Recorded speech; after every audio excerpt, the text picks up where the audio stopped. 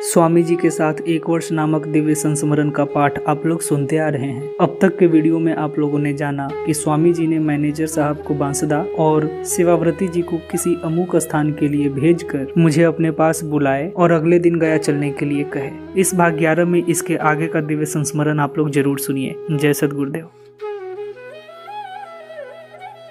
दूसरे दिन प्रातः काल बहुत पहले ही स्वामी जी के स्नानादि से निवृत्त हो लेने के बाद मैं भी प्रातः चर्या से निवृत्त होकर स्वामी जी और अपना भी बिस्तर बांधकर चलने के लिए तैयार हो गया।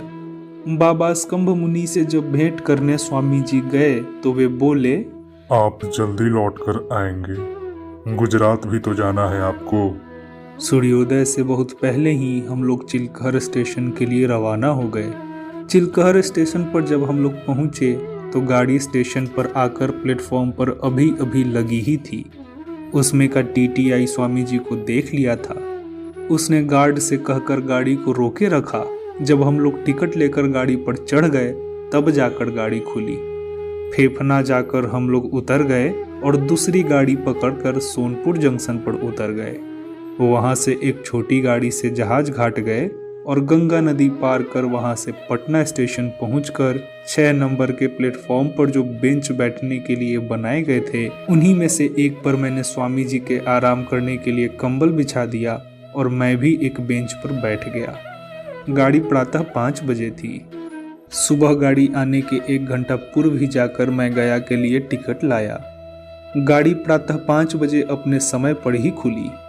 हम लोग जब जहानाबाद स्टेशन पर पहुंचे तो प्लेटफॉर्म पर विरहिनी बुढ़िया, सीताराम सिंह, मीरा जी सहित 50 लोग वहां फूल माला लेकर खड़े मिले।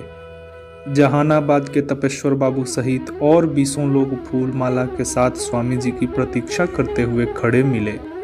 विरहिनी बुढ़िया ने सबको बता दिया था कि स्वामी जी कब जहानाबाद होते हुए गया जाएंगे। उसके बताने पर ही सब लोग वहां पहुंच गए थे। यद्यपि स्वामी जी ने वहां पर किसी को भी पत्रादि द्वारा सूचित नहीं किया था।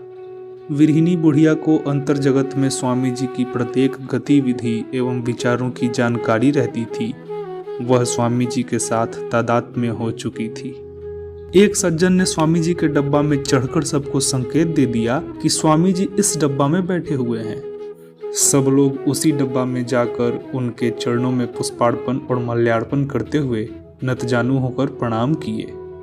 विरहिनी बुढ़िया ने उनको उलाहना दिया, अभी भी आप मुझे रात में 3 बजे के बाद सोने नहीं देते और डंडा पीटते हुए भजन करने को कहते हैं। आपकी कृपा से अब तो भजन 24 घंटे होते रहती है। आप तो एक पल के लिए भी मुझसे अलग नहीं होते। तभी गाड़ी ने आगे जाने के लिए सीटी बजाई। सभी लोग सद्गुरुदेव का जय निनाद करते हुए मुद्रित मन जल्दी जल्दी गाड़ी से उतर गए।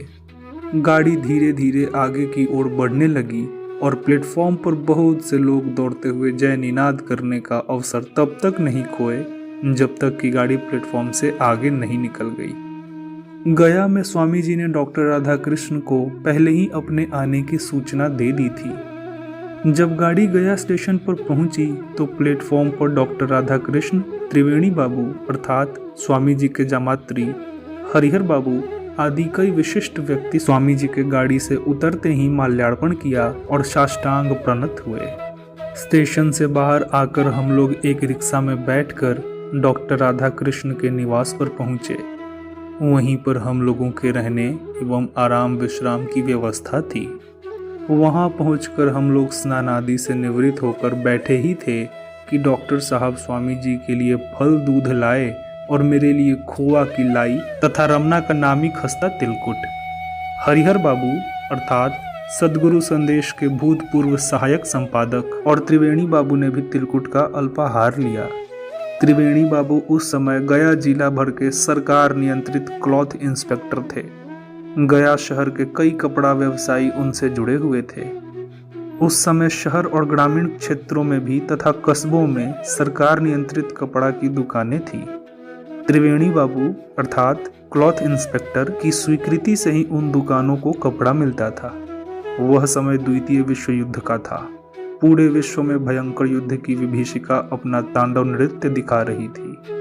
जर्मनी तानाशाह हिटलर पूरे विश्व पर अपना साम्राज्य स्थापित करने का स्वप्न देख रहा था। जापान भी कुछ कम नहीं था, उसके भी हमले का दायरा बढ़ता जा रहा था। वह सिंगापुर, वर्मा आदि स्थानों को अपनी लपेट में ले लिया था। कलकत्ता तो अति सहज रूप में उसके दायरे में आ चुका था। पूरा विश्व उस समय महानाशाग्नि में धू धू कर जल रहा था। गया में जब लोगों ने इस युद्ध के परिणामों पर स्वामी जी से कुछ कहने का निवेदन किया तो उन्होंने संक्षिप्त में नपे तुले शब्दों में केवल इतना ही कहा, आसुरी शक्तियों की इसमें शीघ्र ही पराजय होगी। संसार में पुनः सुख शांति स्थापित हो जाएगी। जापान और जर्मनी अपने कुकृत्यों का भयानक परिणाम भुगतेंगे। जिस समय हम लोग डॉक्टर राधा कृष्ण के यहाँ पहुंचे उस समय त्रिवेणी बाबू पर एक मूसल कपड़ा व्यवसायी ने उससे घूस लेने का उन पर कोर्ट में मुकदमा दायर कर दिया था। यद्यपि घूस देने और लेने की बात कितनी सही थी इसका निर्णय तो न्यायाधीश के ही हाथ में था, किंतु श्री त्रिवेणी बाबू ने जो बताया उसके अनुसार उनका पक्ष कमजोर पड़ रहा था और निलंबन की आशा बलवती हो गई थी। त्रिवेणी बाबू ने स्वामी जी से निवेदन किया, स्वामी जी, आज के चौथे दिन इस मुकदमे का अंतिम निर्णय है। मुझे निर्णय अपने विरुद्ध जाने की पूरी आशा है। सजा तो होगी, वह होगी ही, बदनामी बहुत हो जाएगी। स्वामी जी कुछ देर तक सोचते रहे, फिर उन्होंने त्रिवेणी बाबू से कहा, आगे से कोई असावधानी नहीं होनी चाहिए। आप आज से ही नहा धोकर सदगुरु चित्र को धूप बत्ती अगरबत्ती दिखाकर नाम शब्द का पाठ प्रारंभ कर दें। प्रातः सायं दोनों समय पाठ होना चाहिए, सब ठीक होगा। त्रिवेणी बाबू स्वामी जी के कथनानुसार प्रातः सायं नाम शब्द का सविधि पाठ प्रारंभ कर दिए। जिस दिन न्यायाधीश निर्णय देने वाला था उस दिन वे प्रातः पाठ का क्रम पूरा करके सभीत कोर्ट अर्थात न्यायालय पहुंचे। कई लोगों की आंखें उन्हीं की ओर लगी हुई थी। न्यायाधीश जब अपनी कुर्सी पर बैठा तो पेशकार से सर्वप्रथम त्रिवेणी बाबू से संबंधित कागजात मांगा।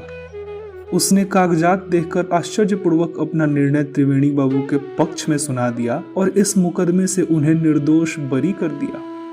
साथ ही उसने आश्चर्य व्यक्त करते हुए कहा, इंस्पेक्टर, इसमें साक्षात ईश्वर ने तुम्हारी सहायता की है। तुम निर्दोष ही हो। मूसल व्यवसायी की मुकदमे को आगे बढ़ाने की हिम्मत नहीं हुई। त्रिवेणी बाबू प्रसन्न वदन स्वामी जी के यहाँ आकर फूल माला अर्पित किए, साथ ही 2-3 सेर केसरिया पेड़ा भी उनके सामने रख दिए। स्वामी जी उन पेड़ों को स्पर्श करके सब लोगों को बांटने का आदेश दिए। त्रिवेणी बाबू के पेड़ों को डॉक्टर साहब के परिवार में अधिक परिमाण में बांटा गया। कुछ मैंने खाया। त्रिवेणी बाबू भी प्रसाद के रूप में ग्रहण किए और तुरंत रिक्शा पर बैठकर बाजार से स्वामी जी के लिए ढेर सा फल लाकर अर्पण किए। स्वामी जी ने विनोदी स्वर में हंसते हुए कहा, असली प्रसादी तो त्रिवेणी बाबू अब मेरे लिए लाए हैं। मैंने फलों को धोकर एक थाली में स्वामी जी के सामने रखा। उसमें से उन्होंने कुछ खाकर शेष को उपस्थित व्यक्तियों एवं डॉक्टर राधा कृष्ण जी के परिवार में बांटने के लिए कहा। त्रिवेणी बाबू ने उस महाप्रसाद को सभी लोगों में बांट दिया। सबसे अधिक उन्हीं के हिस्सा में पड़ा। दूसरे दिन त्रिवेणी बाबू ने बहुत ही सुंदर एवं कीमती एक जोड़ी धोती, एक कुर्ता का कपड़ा और एक गमछा लाकर मुझे दिया। मैंने स्वामी जी की ओर देखा तो वे मेरा आशय समझते हुए अपने व्यवहार में लाने का मुझे आदेश दे दिए। मैंने त्रिवेणी बाबू का वह उपहार खुशी खुशी रख लिया। स्वामी जी को उन्होंने प्रचार प्रसार के लिए कुछ राशि भी प्रदान किया। राशि एक लिफाफा में बंद थी। उसी दिन स्वामी जी ने अपना बंबई जाने का कार्यक्रम और तारीख जो निश्चित कर रखा था डॉक्टर राधा कृष्ण के सामने बताया। साथ ही वांसदा गुजरात में भी शार्दुल सिंह सोलंकी को तार द्वारा सूचित कर देने का उन्हें आदेश भी दिया। डॉक्टर राधा कृष्ण उसी समय तार करने चले गए।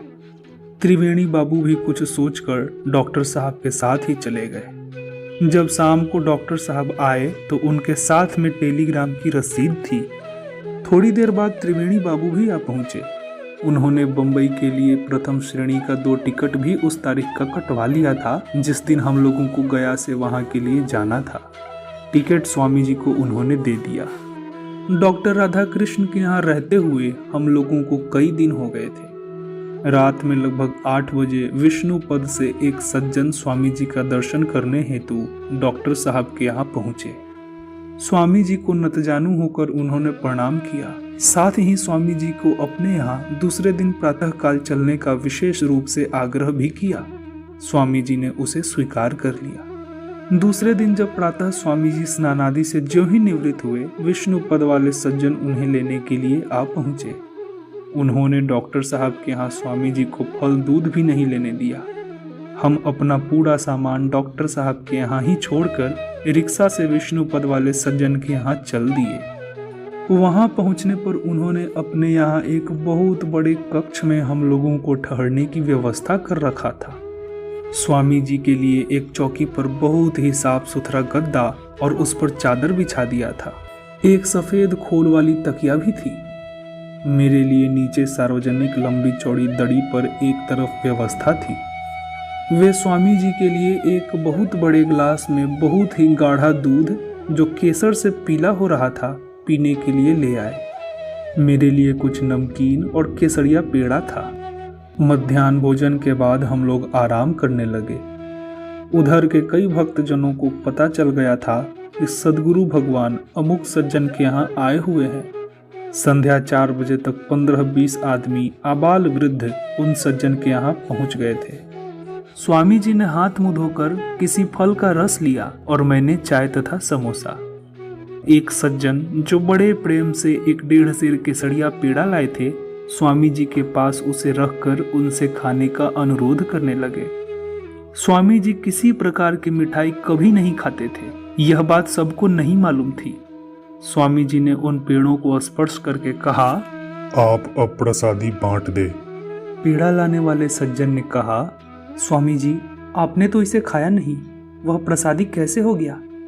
स्वामी जी ने कहा, मैंने देख लिया तो भी यह प्रसाद हो गया। मैंने तो इसे स्पर्श भी कर दिया है। यह तो अब महाप्रसाद हो गया। किंतु फिर भी उन सज्जन को संतोष नहीं हुआ और वे बड़े मायूस हो गए। स्वामी जी उनके मन का भाव समझकर पूछे, आप कितना पेड़ा लाए थे? उन सज्जन ने थोड़ा उत्साहित होकर कहा, 1.5 सेर पेड़ा लाया था। स्वामी जी ने कहा, आप जहाँ से पेड़ा लाए थे वहाँ जाकर पुनः तौलवा लें। कुछ सोचकर पेड़ा लाने वाले सज्जन अपने साथ एक और सज्जन को लेकर पेड़ा तौलवाने दुकानदार के पास चले गए। पास में ही दुकान थी। वहां पर पेड़ा तौलवाए तो 1.5 सेर में 5 पेड़े कम हो गए। उन्होंने कुछ सोचकर दुकानदार से कुछ कहा नहीं। लौटकर स्वामी जी के पास आ गए और बोले, भगवान, मैंने अपने सामने ही पेड़ा तौलवा कर लिया था।